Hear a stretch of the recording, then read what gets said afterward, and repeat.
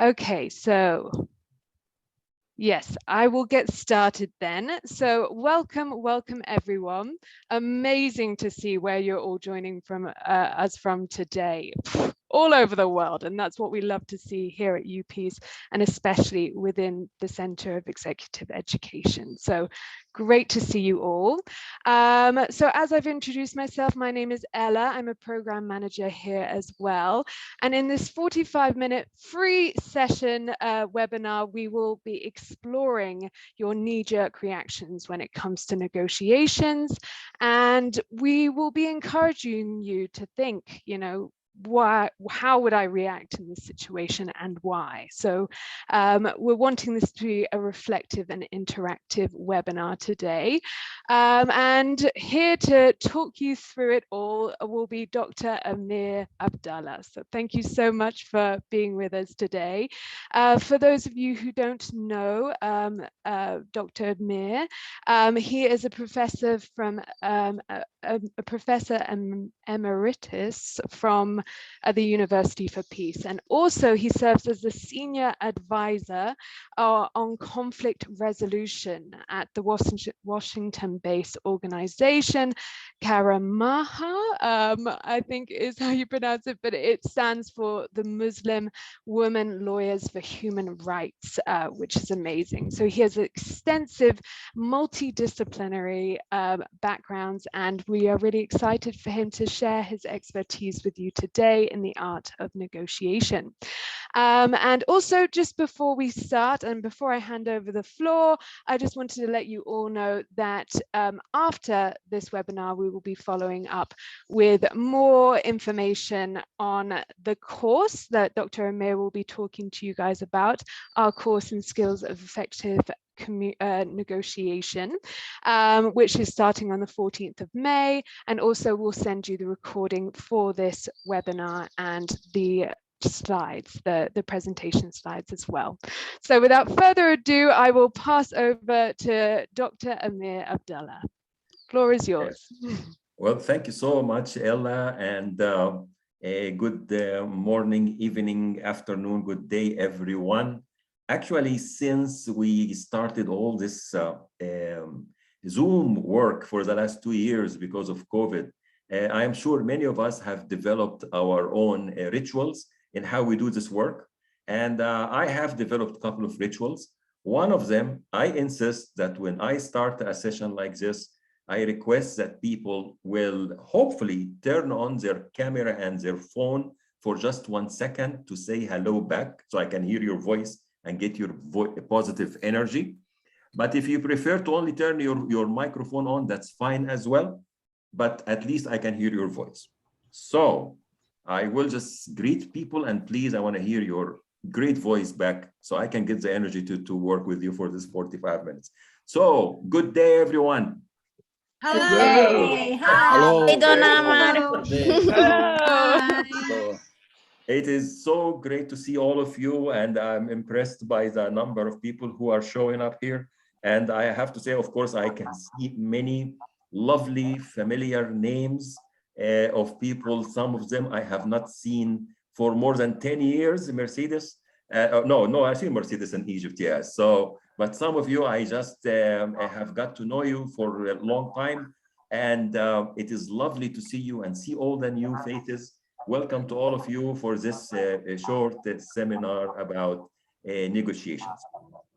I would like to turn my screen on, and I have a few items I will share, and we will just have hopefully something interactive to engage us for this 45 minutes. Dr. Amir, just before you start, I can hear some background, oh, not anymore, but if I heard some background noise. So if we want to mute whilst you're speaking, Dr. Amir, do you agree with that? Yes, yes. While I speak, I appreciate if you mute, of course, because I was hearing that echo back, yes, but now it seems fine. Great. I think so. Okay. All right. Thank you, Ella. All right. So the objective of this is to talk about the negotiations and to just have almost like a teaser for the course that we will do on May 14 for 4 weeks. We proudly offer this course now for over 2 years, and it has been really a joy for me to work on this course, whether the online version, and then also when I go to UPeace, I do the face-to-face version. And in order for us to just to get a feel for this and to have a glimpse of what is it about negotiations and what can we learn in negotiations, I would like to ask a few questions. And I was thinking, how are we going to best deal with responding to those questions? I will say that given the number of the people, I will ask you to whether write in the chat, or you will just say the response to the question, and we will look at some of those responses and have a discussion about them.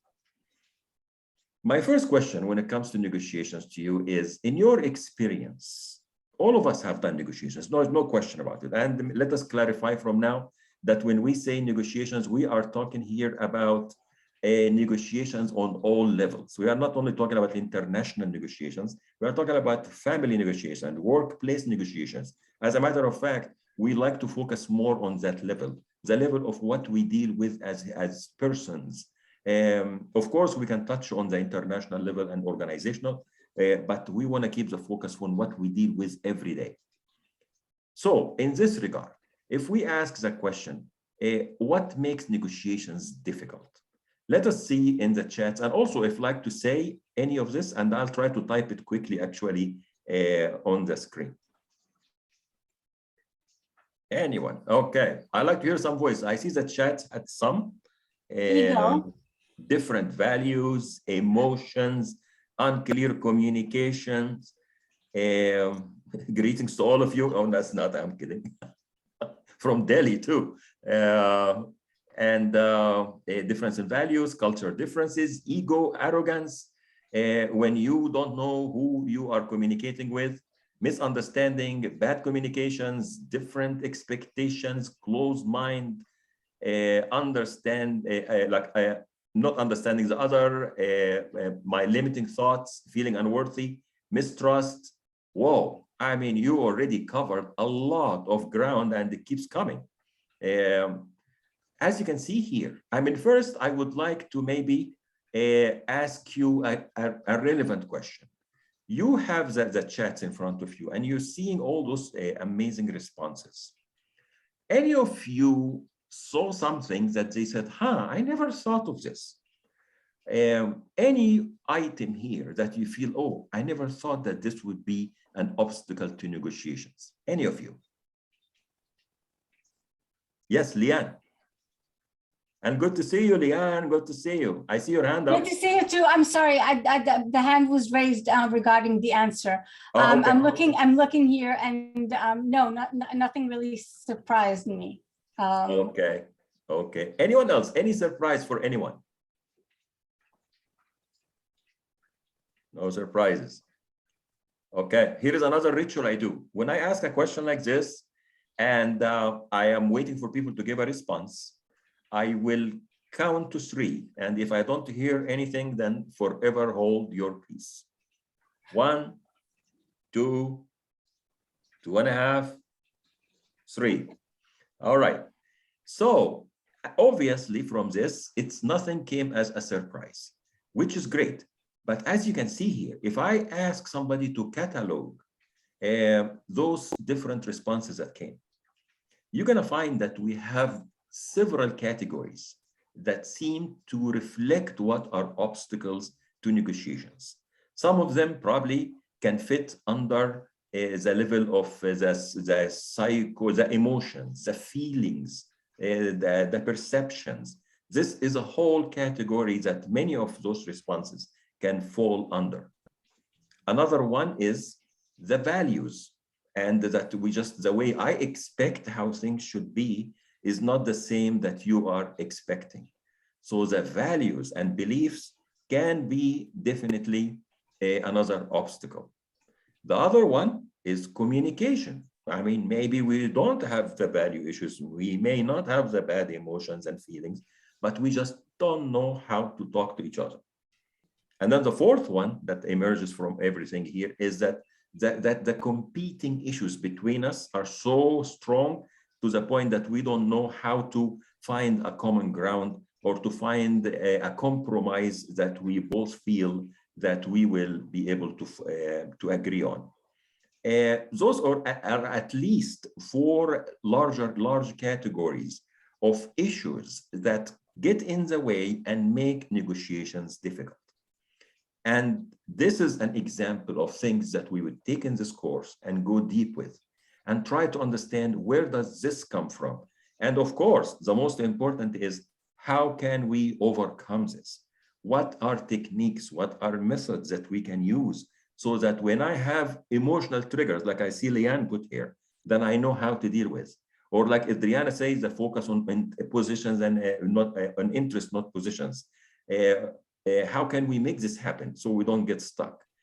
How do I deal with my limiting thoughts and feeling unworthy? Wow, I have to say, this is, if you ask me one thing that is a surprise in a very nice way, I will say that one about my limiting thoughts and feeling unworthy. And that was Rachel. Thank you, Rachel, for this. I think that whole concept of self-worth and how I feel about myself is actually very important in what happens in negotiations. How defensive you would become, or how much you feel that you are not entitled as much. I have to say that on that self-worth and being worthy, I remember a story happened when I was in South Africa one time in Cape Town. And of course, I think one or two people here are from that part of the world, which is beautiful. And they have a famous mountain called the Table Mountain. That is, and they call it the Table Mountain because it's kind of flat on the top, and then the clouds always come on top of it. It looks like tablecloth. All year long, it's like this. And it, of course, has a fancy restaurant up there, and people go there to eat and so on. And I remember meeting someone who was an African Black person. And he told me that when he was younger, he always felt that he was not worthy of going up there. And even when it was now allowed for Black people to go up there, he still felt that he was not worthy. He is not entitled to go and be there. That sense of not feeling worthy, imagine how it will affect you when you are actually doing negotiations. So this is definitely a whole big area that we must understand and to know how to deal with if we are to be effective in our negotiations.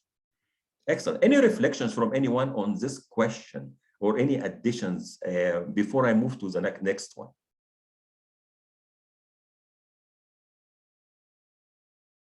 One, two, three. Okay. Well, let's go to the next one. The opposite. We already spoke about what will make negotiations difficult. The opposite of that is what usually makes negotiation move forward. And let us see also, let's follow the same pattern. Please put in the chats, and then we will try to look at them and reflect on them and see what does this mean to us. And of course, Ella, we will capture all this chat, right? And I suggested that we will capture the chat and that we will send it to everyone who is in this webinar. It's a nice document, definitely for people. Okay, good. All right, so what makes things go well? Okay, let's see. Oh, I see a prejudice, that's okay. Open-mindedness, absolutely.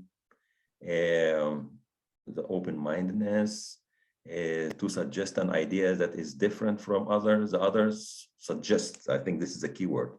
Compromise, open-mindedness again.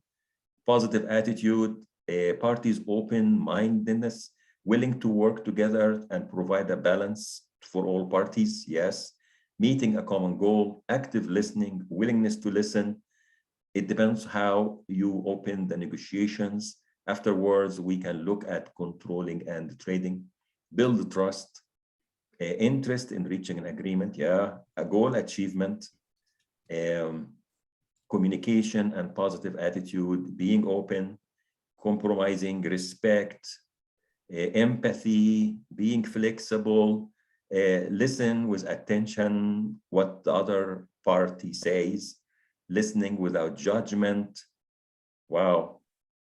Eugenia Morales, I said some people I have not met for 10 years. My goodness, Eugenia, so good to see you here, at least to see your name. Listening, wanting to resolve, excellent, excellent. As you can see here, that again, if I take those, let me also again start with asking a question to the group here. Anything that stood out for you, whether surprised you or, I never thought of this, that you see in that list? Anyone? And let's break the cycle of, we're not going to answer you. Anything that stood out to you, or everything was expected?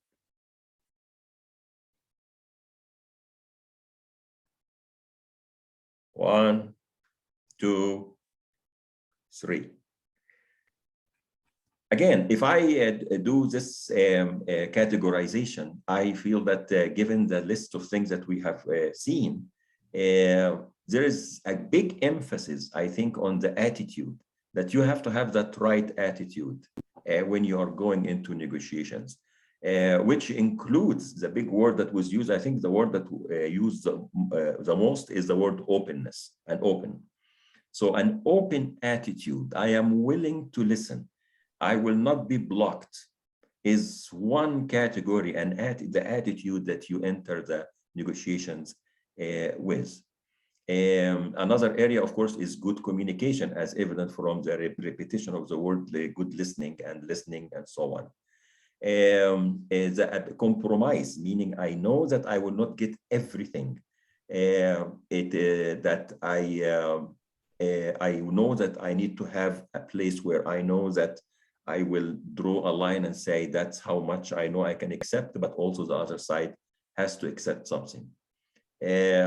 So I think that between the attitude, the communication, and the willingness to be able to be, I guess the word flexible is related here, to how I am going to get something, but also there is something on the other side.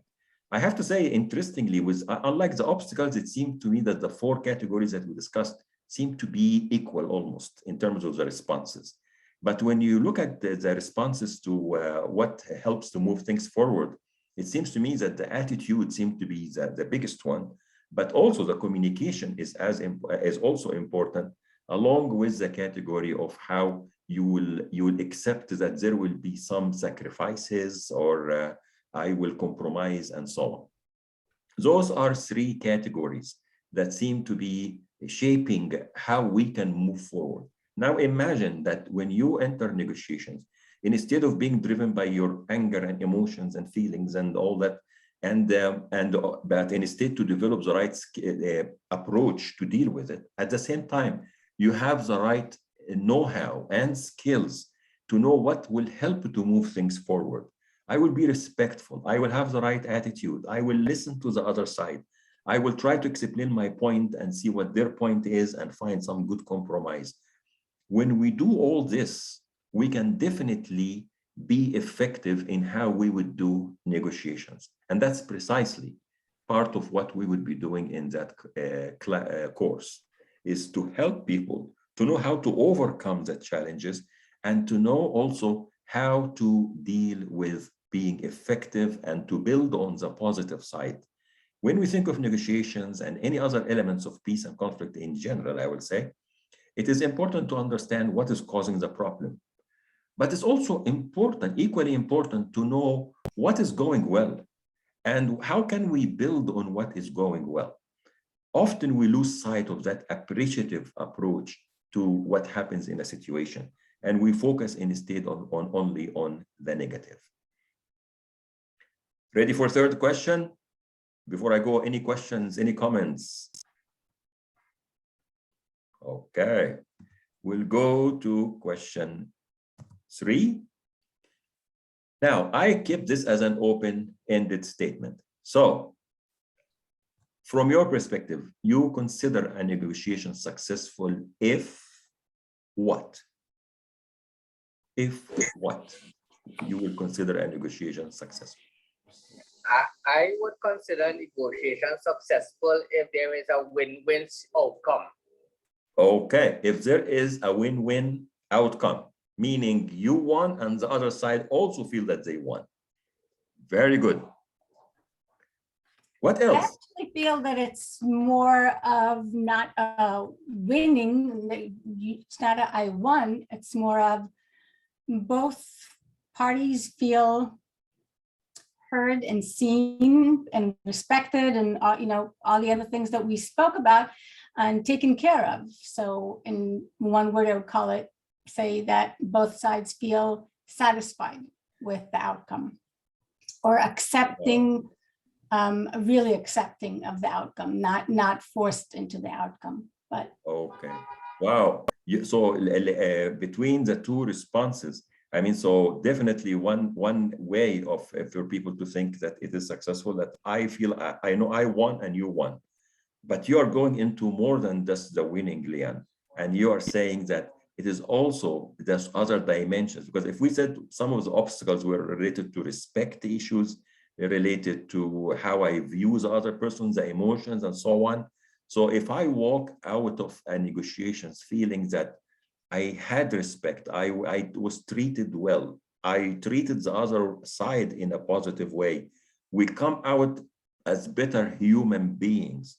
These seem to be equally important. It's not only about I got the piece I thought I should get and the other side got the piece. That's of course important, the tangible one, but there are also those other elements that are important for us to feel that this was a good experience that helped me as a human being. It's not just about the winning.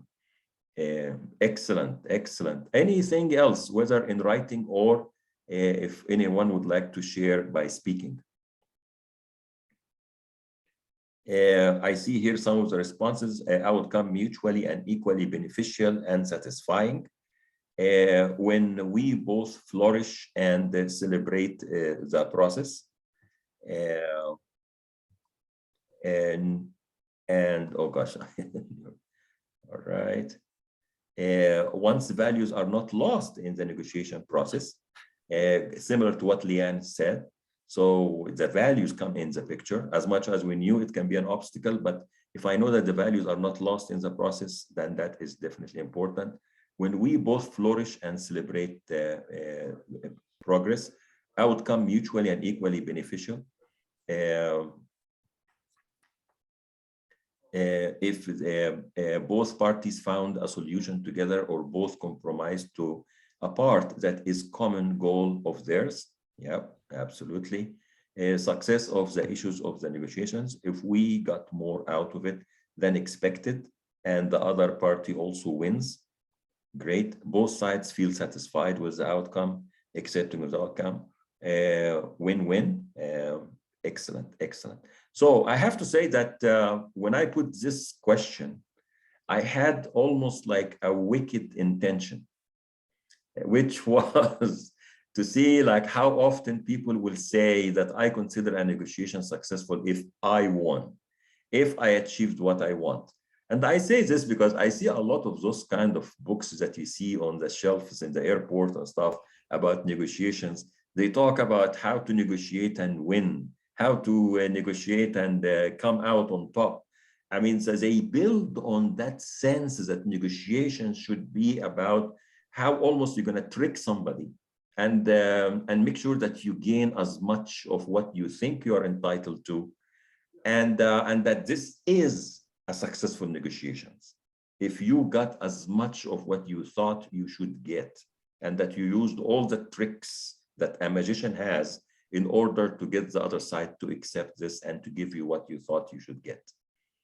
The good news is I didn't see any of you who went into that direction.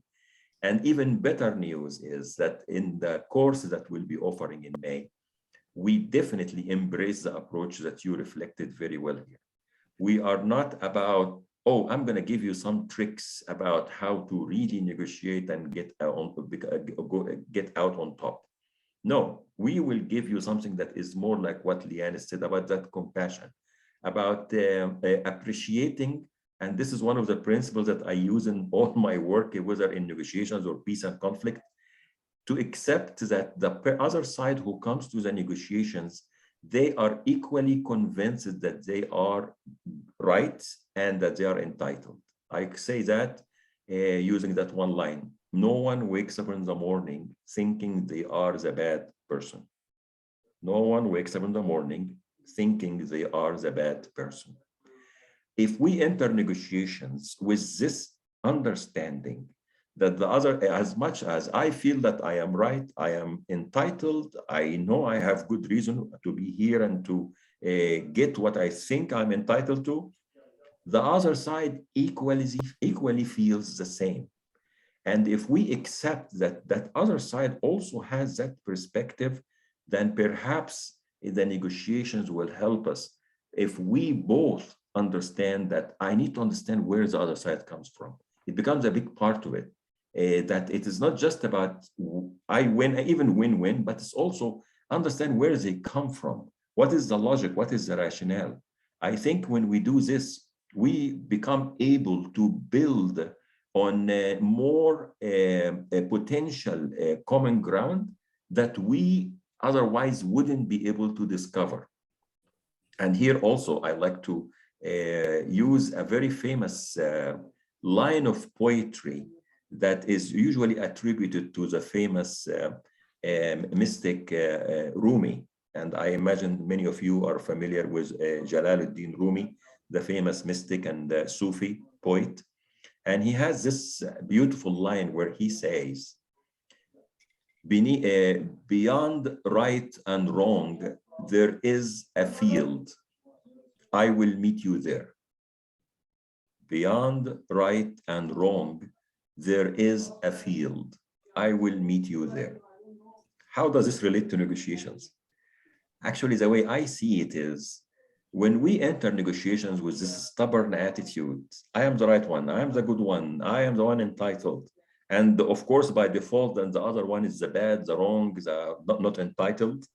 When you enter any situation like this, and again, remember the first principle, no one wakes up in the morning thinking they are the bad person. So the other side equally feels the same, like you feel. So what happens if we enter negotiations like this? It becomes that right and wrong, right from my side, my perspective, and right from the other side's perspective, and the same thing for the wrong. I am wrong from their perspective, they are wrong from my perspective. When we enter any type of situation like this, then you only have the potential for clash. And depending on the power dynamics in the situation, it can be so ugly and so painful. Rumi says, beyond right and wrong, which is black and white, there is a field. That field is what we refer to in the literature in negotiations as the interests or the basic human needs. And if we explore that field, the field is much wider. It gets us to see more options and more potential that we cannot see as long as we are stuck in our I am the right, you are the wrong. And if we go into that field, then we can actually find space for compromise, find common ground that we were not aware of. And all this can help us to build and develop creative solutions that can lead to a deeper and sustainable win-win. And that, again, will be a big part of what we would like to focus on in our course in May. Any reflections, any comments from people about what came out in the chats and that couple of comments we received about how do we consider something a negotiation successful? Dr. Ahmed, I actually have something that was in the chat box, but quite a while ago. I don't fully understand the question, but I'll put it back in the chat box for you. It's come from Techno W3, and he's or she's sent 2 questions. Okay. So Techno W3, great to learn of the issue. Negotiations are used during what time? Why negotiations? Very good. So as we mentioned in the very beginning, negotiations is used on all different levels of issues. Think about you are in your family situation. A very classic example that we use in the literature is, say, a couple and they want to go spend the vacation somewhere. One of them want to spend it in a mountain place. They prefer mountains. The other one want to be by the ocean or the sea. And they get into a conflict because of this, or they don't know how to agree on this issue. So here, negotiating is important so you can come to a good outcome between the spouses or the partners in this case. You are in a workplace and you are trying to work out something about your responsibilities versus the responsibility of your colleague and so on. You negotiate and so on. And you go into, for example, in the community, there is a need now to build a new street and or to put a new metro station in your neighborhood, and the community is divided about this. I think somebody has their. Yes, I think it's Techno. He or she has just put on to try and talk to you, I think. But okay. So Techno, would you like to say something about those points?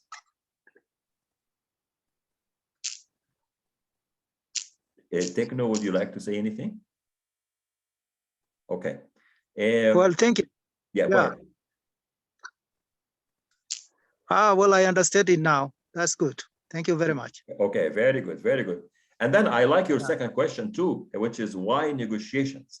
Why negotiations? Because actually imagine without negotiations, where would we be? Typically, without effective negotiations, we will end up leaving everything to the power dynamics in a situation. I am the one who has power, have more money, have more control. I am the one with the right gender. And so I dictate what happens.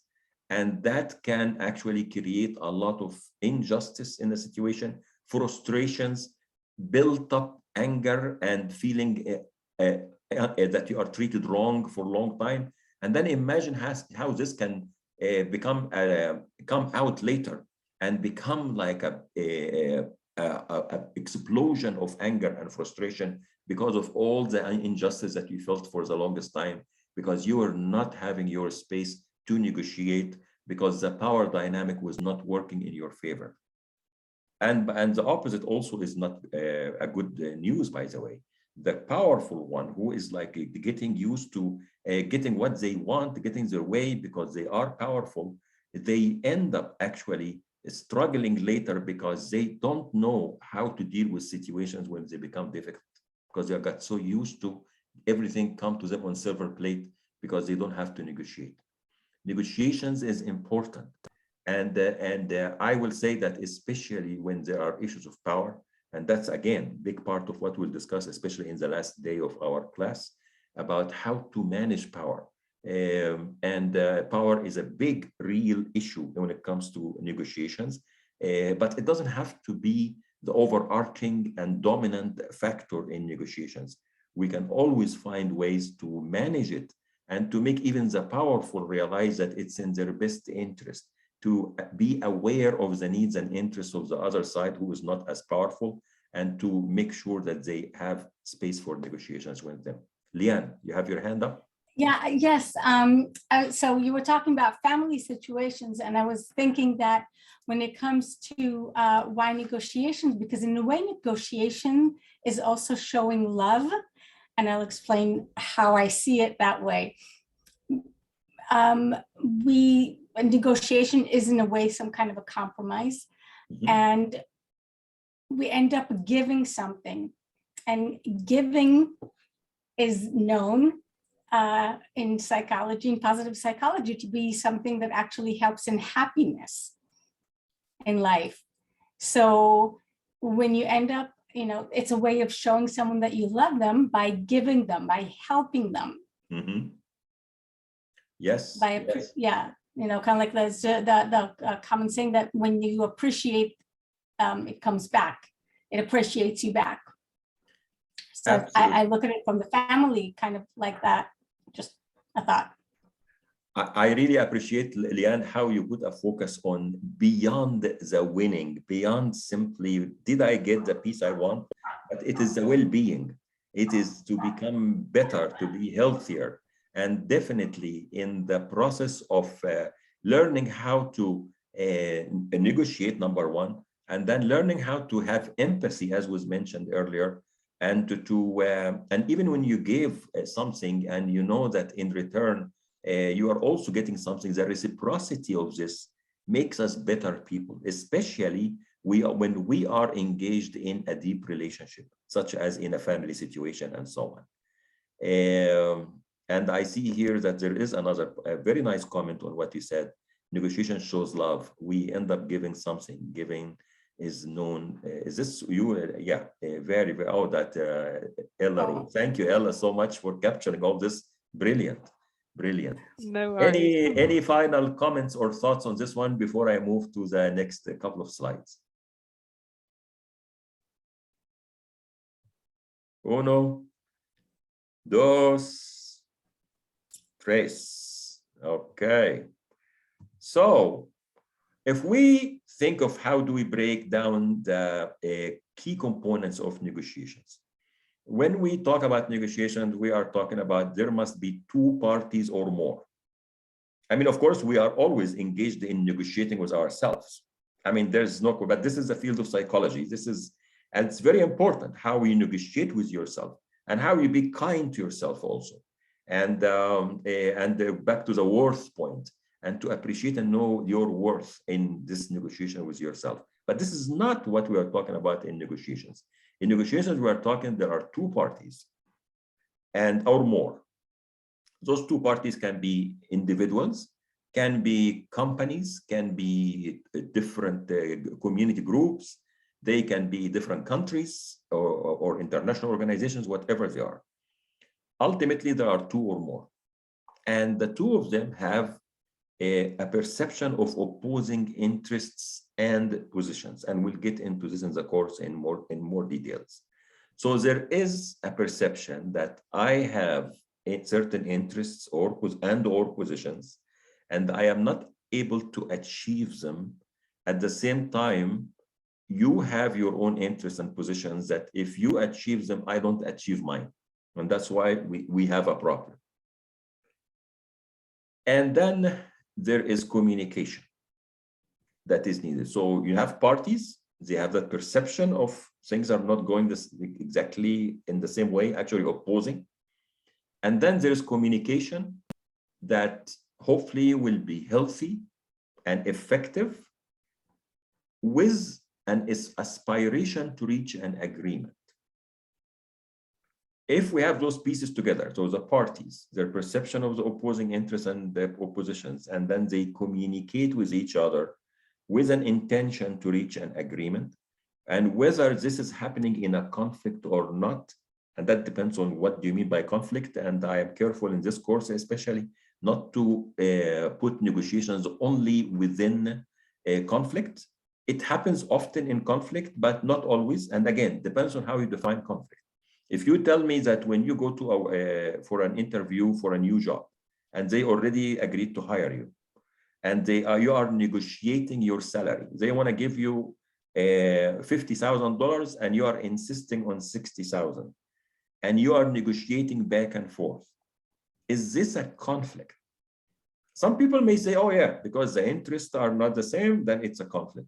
For other people, no, conflict has more elements than that. And that's why I am careful to say that negotiations can apply in non-conflict situations, but still interests are not matching. But it can also happen in conflict situations, and that's when we need it so bad, actually.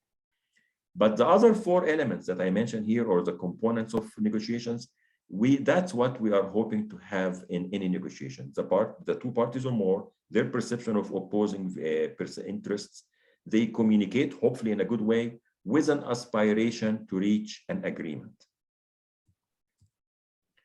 And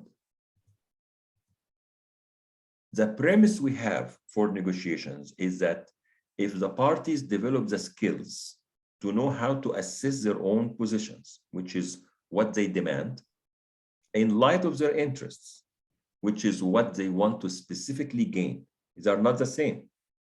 Say, I want to buy a car when I'm in a situation within a family situation, and I insist on using some money we got in the family to buy a car. And the partner doesn't want to use the money for the car for other things. Why do I want the car? Is the interests. Do I want the car because I want to show off to people around me? I want to compete with the Johns next door? Or do I want it because I'm tired of taking public transportation, or because I now have a new job that's far away and I cannot get there? There are specific interests that I'm trying to achieve. And the question is the car the right solution, or the kind of car is the right solution? So here, the position itself versus the interest can be really a breakthrough in many negotiations. So if we develop the skills for how to assess positions and interests, at the same time, establish a range of possibilities that are acceptable to both of us or to the parties. And we'll get to that in the course with the concept of BATNA, which stands for Best Alternative to Negotiated Agreement. Ella, you want to get that? Best Alternative to Negotiated Agreement. And we'll explain this concept, why it is so prominent in the literature on negotiations. What does it mean? Does it really work, and how? And then if we also develop the skill for how to communicate, as you all mentioned, active listening, empathy, and understanding that the other side has their own interest and also, then if we all do all this, then there is a greater chance that they will reach a sustainable agreement. And that is really the crux of what we want to do in a course on negotiations, is to help you to develop those kind of skills, to know how to assess your positions and interests, to know how to develop a range of possibilities that are acceptable for you on the other side, and to communicate effectively about those interests and options that you have. If all this is under control, then probably we have a chance that we can reach a sustainable agreement that includes all the positive elements that Liane has mentioned very well. And of course, so communication is a big part of what we want to do in negotiations. That's why whenever I teach or do workshops on negotiations, for me, communication is a premise. It's like you must do communications, because this is the tool that you will use to know how to relate your interests and positions and needs, and to know how to find a good solution that is reasonable. And the key communication skills that we'll be discussing in the course will include active listening, reflecting, reframing the I message or the we message. We'll get into that and the cultural differences, and how to use questions, but above all, to be sincere, and how to do this communication with sincerity. I think the sincerity is something people can pick on intuitively. It is not something that I can quantify or measure scientifically, but people can pick on sincerity. And if we can emphasize this as part of how you do communication, then definitely the other tools you have here can work very well. But without sincerity, and you're only using active listening and reflecting, I hear you, I mean, people will pick on the lack of sincerity on something like that. So in general, the course objectives will be that be able to understand the basic concepts of negotiations, have a good understanding of what needs to occur in the negotiations and the planning phases for a successful negotiations. We will be able to identify negotiation positions, interests, and BATNAs, as we mentioned, and strategies and tactics for themselves and for the partners in the negotiations, and be able to conduct interest-based negotiations, have basic understanding of cultural differences, which I emphasize so much, that issue of cultural differences. They get into the way of communication. They get into the way of even defining what is important, what is not important. Those issues are, the culture plays a big role in this. And including, of course, the gender dynamics and the power dynamics. And then to have reflected on your own strengths and weaknesses. We'll have some tests and assessments of styles and negotiations and conflict styles. And I think that you will be able to reflect on your own strengths and weaknesses through the assessments and through the activities and role plays and simulations that we will do throughout the course. And of course, to be able to conduct successful online negotiations given the setup of the course online. Any question? I see that there are some chat points came, so I want to look at them very quickly. Thank you for, okay. Lorraine left a question. It was this one. I'll just put it again in the okay, so you very good, very good. So those are the objectives that we have of this course, and this is pretty much a description of the sessions. It runs over 4 sessions. And of course, in session 1, we'll talk about the essentials of negotiations, the components, the pieces, understand each one of them.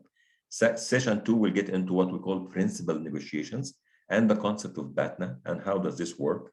In session 3, we'll talk about strategies and tactics and conflict styles. And this is usually a very revealing session, because by then you will have taken a test of conflict styles and we discuss it. And it is really, I find this exercise, whenever I do it, to be an opportunity for people to go deep into themselves and to understand how they think of issues. And then the last session will be about addressing, as I mentioned, some of the key issues: culture, gender, and power. Through it all, it's not about lecturing. It's not about like I am the knowledgeable and I am telling you how to do negotiations. Not at all. As a matter of fact, I believe that when it comes to negotiations, peace, conflict issues, we all already are experts. And hence, we want to learn from each other. We want to build on this experience that we all have. All of us have been through difficult times, through conflicts, through negotiations. Sometimes we succeeded, sometimes we failed.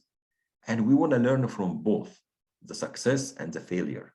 And in order to do this, we need to make the course interactive with a lot of activities that allow for everyone to bring their own input from their own experience, because every experience here is rich.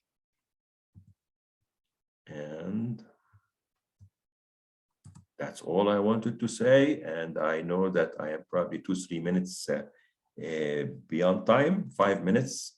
And I'd like to see if of course, if anyone needs to leave now, of course, we said it's 45 minutes. So if you have to go, I hope we'll see you in the course. Otherwise, hope to see you in many other activities like this. And any questions or comments, I am available for the next 5-10 minutes if anyone would like to talk. So I think we got a question through from Lorraine asking what BATNA stands for. Okay, BATNA stands for Best Alternative to Negotiated Agreement. What does this mean? It means that when you are in a negotiating table and you understand that, for example, let's take the example of the salary. I am talking to a company that wants to hire me, and they say that the best we can do is to give you 50,000. And I believe that I am entitled to 60,000. They say, sorry, I only, not best associate, best alternative to negotiated agreement. Best alternative to negotiated agreement. So, okay. Yeah. So if they are telling me that 50,000 and we cannot do anything other than that, I feel like I should get 60. The question to myself is, what is my best alternative if I walk away? If I say to them, sorry, I refuse, I'm leaving. Do I have an alternative somewhere else? Do I know I can get a better deal somewhere else?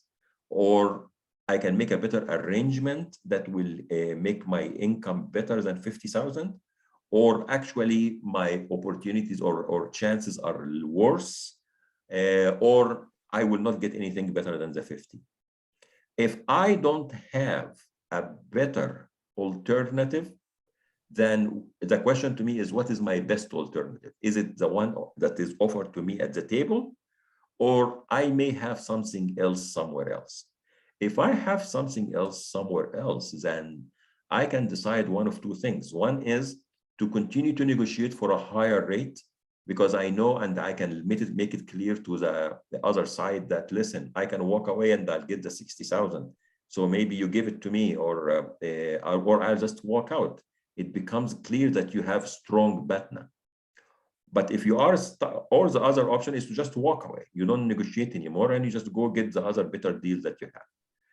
Another, it gets more complicated here than simply, I already have another offer more than 50,000.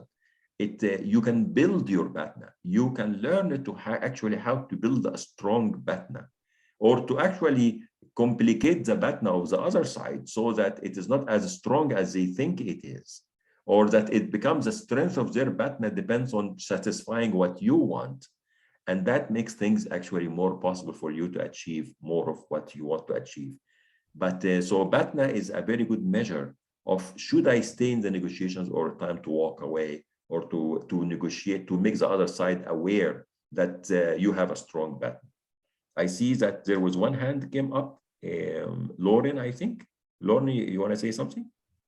Yeah, no, thank you. It's a great explanation. What I was going to kind of add to it is where you're talking about the example of money and the 50 to 60,000, and an alternative, could it also be that actually they may not have the budget, but there may be something else that the organization can do for you to negotiate on? So that could be, a lesser working week, a 4-day week and a 5-day week.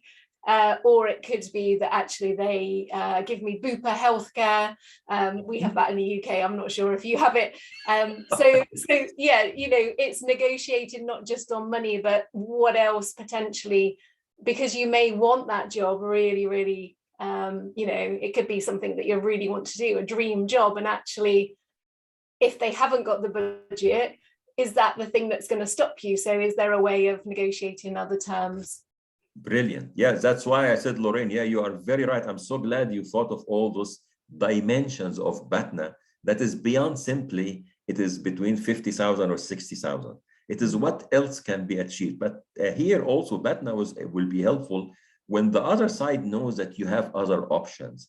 Then maybe they need to be creative with you. So they can be willing to give you, as you said, shorten the number of work days, or more work from home, so you don't have to spend time on transportation and spending on gas. Or as you said, better health insurance. So those are alternatives that are still adding money to your pocket, even when it is not the salary itself. If that is helpful for you, then it becomes another creative way of working around getting stuck with them. And that, again, it's also similar to moving away from positional negotiations. Instead of 50 to 60, 50 or 60, now we are getting into what is the 50 or 60 is about. Can I satisfy the 50 or 60 with other things like what you mentioned? Now we can see that we're getting into that field beyond the positions that we mentioned about the Jalaluddin Rumi. The field is much wider once we added more pieces to it. And definitely that is part of what we want to do. Great, Lauren. I'm so glad you mentioned that. Thank you. Any other comments, questions, anyone? Yes, Leanne? One of the things that kind of pops into my mind is that negotiation is everywhere in everything that we do. I mean, even here, we've had a negotiation. You can stay or you can leave.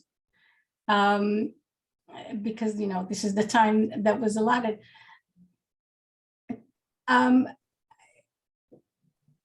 Can negotiation also be nonverbal?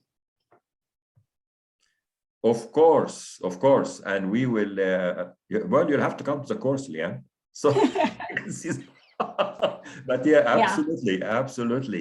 And again, culture stuff get into this, and it can create misunderstandings. I'm going to save a couple of things I do in the class. I'm not going to do it now because you have to come to class and see it. But yes, absolutely. It can be nonverbal. As I mentioned, culture influences can play a big role in this. Patterns, by this I mean, when you are in an engaged relationship, people develop patterns of behavior. the silent treatment, which is a very famous expression in American English. It means what? It means that you start to walk away with an attitude, you are not answering, you're not talking. As a matter of fact, it is a form of negotiation when you think about it. You're trying to put pressure on the other side without saying a word.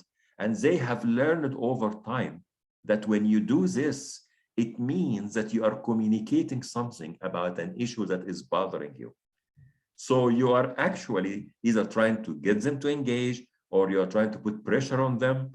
And those are in negotiation tactics that are not verbal. So I will say that, yes, there is a big, I would say, spectrum of this nonverbal communication and nonverbal negotiations, as he said correctly. Excellent, excellent. You've opened a whole new world of thoughts and triggers to my brain to think about. So thank you for that. I mean, it's really, I kind of like feel that my brain is going 1,000 miles an hour right now, thinking about a whole lot of different things. Thank you so much. Yeah, I'm so glad. I'm so glad, and I'm very happy and very pleased with the good turnout in this meeting.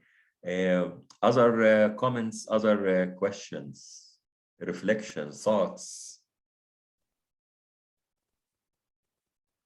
By the way, Tomoko from Japan, are you our Tomoko from 15 years ago from UPs?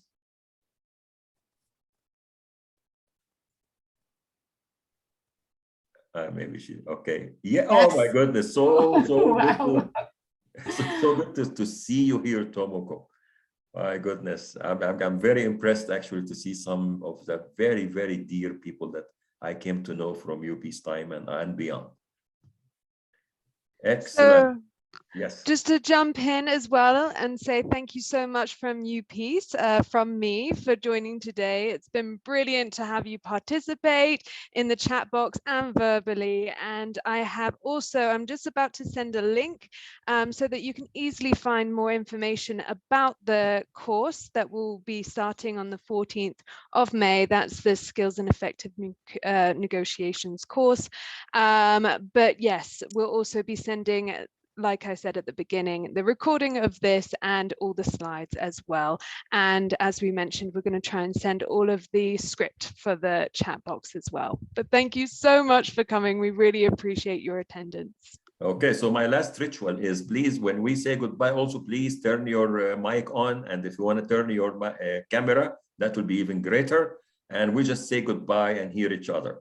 So thank you so much. Hasta luego. Thank you. Bye. Thank you. Bye. Everyone. Hasta luego. Bye-bye. Gracias. Have a wonderful rest of the week, everyone. You too. Thank you so much. Thank you. So good to see you. Bye-bye. Thank you very much. Thank you. Is this Mercedes walking as always? Oh, guys, it's so lovely. Yeah, amazing. Loads of people attending. That's brilliant. Yeah. Very good. Very good. So Van Baron, where do you come from? Curaçao. From where? Curaçao. It's a Dutch island in the Caribbean. Oh, okay. Okay, the Netherlands. Oh, yeah, sounds amazing. Next to Aruba, off the coast of Venezuela. Oh, yeah, of course. Yeah. Okay. So you're not very far from Costa Rica. No, not very far. Okay. Very good. Very good. Thank you for joining us. Yes, thank you for having me. And thank you for the session. Absolutely. Absolutely. Very good. Any questions, any comments?